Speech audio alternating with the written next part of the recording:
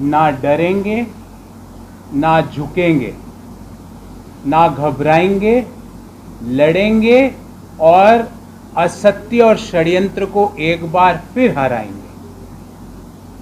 सत्य ने हमेशा असत्य को मात दी है और इस बार पुनः सत्य की अग्नि परीक्षा हो रही है। सत्य असत्य, षड्यंत्र और भ्रम को मिटाकर वापस प्रज्वलित होगा।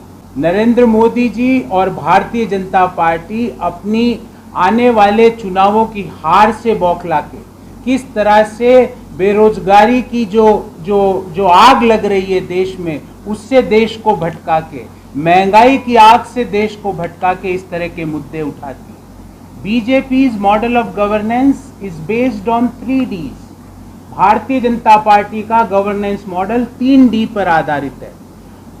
डिस्ट्रैक्ट करो, डाइवर्ट करो और डिस्टॉर्ट करो। मतलब आप मुद्दों से भटकाओ, आप मुद्दों को असत्य रूप से प्रस्तुत करो और आप नया मुद्दा जो है ही नहीं, कृत्रिम रूप से उसको बुन के आप देश के सामने रख दो। तो ये 3D पॉलिसी ना तो पहले चली है, ना नेशनल हेराल्ड के जो इश्यू है उसमें चलेगी। अब नेशनल हेराल्ड जो समाचार पत्र है वो कब से चल रहा है साथियों? 1937 में इसकी स्थापना की गई। किसने करी? सरदार पटेल, पंडित नेहरू, आचार्य नरेंद्र देव, रफी अहमद किदवई, श्री पुरुषोत्तम टंडन साहब ने। क्यों करी? ताकि हिंदुस्तान की आजादी में एक अखबार का जो इम्पोर्टेंस था और कंट्रीब्यूशन था वो आ सके। उस नेशनल हेराल्ड जो कि एसोसिएटेड जर्नल्स लिमिटेड नामक एक कंपनी के अंतर्गत निकलता था, उसकी स्थापना 1937 में पंडित नेहरू सरदार पटेल ने की, अंग्रेजों को भगाने के लिए। जब 1942 से 45 के दौरान भारत छोड़ो आंदोलन के दौरान इस अखबार पे अंग्रेजों ने बैन लगाया तो महात्मा गांधी के शब्द थे, राष्ट्रीय आंदोलन के लिए ये एक बड़ी त्रासदी है। ये अखबार की भूमिका है, ये इस अखबार का महत्व है। ये अखबार एसोसिएटेड जर्नल्स लिमिटेड नामक एक फर्म है, वो फर्म ये अखबार निकालती थी। चलो साहब, इस समाचार पत्र की उत्कृष्टता, इसके संपादकीय की बेहतरीन संपादकीय लिखने के बावजूद ये समाचार पत्र निरंतर रूप से लॉस में चल रहा था।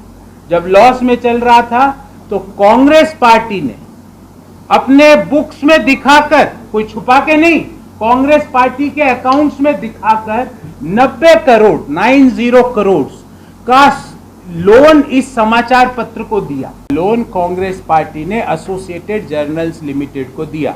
ये एसोसिएटेड जर्नल्स लिमिटेड जो नेशनल हेराल्ड समाचार पत्र है उसको छापता था। अब 90 करोड़ का लोन में से 67 करोड़ तो उसने कर्मचारियों को, जो एसोसिएटेड जर्नल्स लिमिटेड है वो वापस कांग्रेस पार्टी को देने की हालत में ही नहीं है क्योंकि वो लॉस मेकिंग है। तो एक नई एक नॉट फॉर प्रॉफिट फर्म बनाई, क्योंकि वो कह रही है एसोसिएटेड जर्नल्स लिमिटेड कि हमारे पास पैसा देने के लिए पैसा वापस नहीं है, आप हमारी इक्विटी ले लो। हम तो इक्विटी ले नहीं सकते, तो इस फर्म को बनाया गया जो कि एक नॉट फॉर प्रॉफिट फर्म है, जो कि बिल्कुल भी इलेक्शन कमीशन में इसकी भी हमने बाकायदा सूचना दी। और ऐसा हजारों पॉलिटिकल पार्टीज इंक्लूडिंग बीजेपी भी कई जगह ऐसा करती है। तो इसमें गैर कानूनियत कहां है? 1 रुपया बाहर नहीं निकला, 1 रुपया ऐसा नहीं है जिसकी हमने ब्यौरा नहीं दिया कंपनीज अधिनियम के तहत, इलेक्शन कमीशन की गाइडलाइंस के तहत। तो इसमें where is the illegality in the entire transaction? That is the question. इसमें पूरे ट्रांजैक्शन में गैर कानूनी चीज क्या है? मैंने आपको इस पूरे इश्यू को बड़े शॉर्ट में बताया। आंदोलन ये है कि जो ये असत्य और भ्रम का जो जाल बुना है और जिस तरह से भारतीय जनता पार्टी बौखला रही है, क्योंकि बौखला क्यों रही है? क्योंकि उनका जो 3D पॉलिसी है, डिस्ट्रैक्ट, डाइवर्ट और डिस्टॉर्ट पॉलिसी, जनता ने और युवाओं ने उसको नकार दिया है। देश भर में ईडी के दफ्तर के सामने जाके, देश भर में ईडी के दफ्तरों के सामने जाके कांग्रेस पार्टी की हर राज्य इकाई इस सत्य की लड़ाई के लिए, इस महात्मा गांधी जी की लड़ाई के लिए, इस पंडित नेहरू की लड़ाई के लिए सरदार पटेल की लड़ाई के लिए, भारत के जो स्वतंत्रता सेनानी है उनकी लहू की लड़ाई के लिए, इस समाचार पत्र के अस्तित्व की लड़ाई के लिए हम भारतीय जनता पार्टी के झूठ को बेनकाब करेंगे।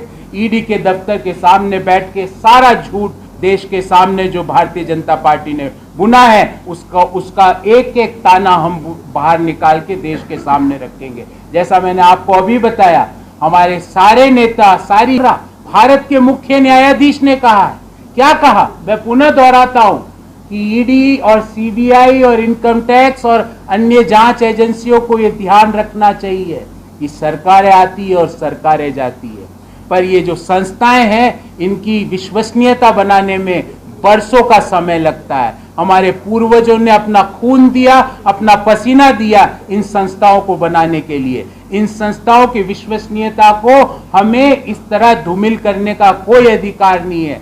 ED, CBI, SFIO, income tax, DRI, आपने कभी सुना कि ये भारतीय जनता पार्टी के नेता पे क्यों नहीं कभी सम्मान करती है, क्यों नहीं कोई नोटिस देती है?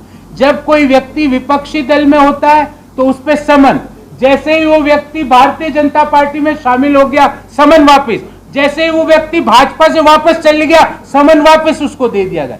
ये कोई तरीका है?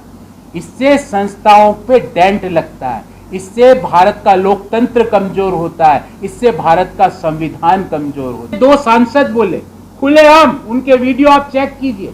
एक तो संजय पाटिल साहब है, बोले मेरा कुछ नहीं हो सकता क्योंकि मैं बीजेपी का सांसद हूं, ईडी मेरा कुछ नहीं कर सकती। ये मैं नहीं कह रहा, ये हम नहीं कह रहे, ये भाजपा के सांसद खुलेआम मंचों पर बोल रहे हैं।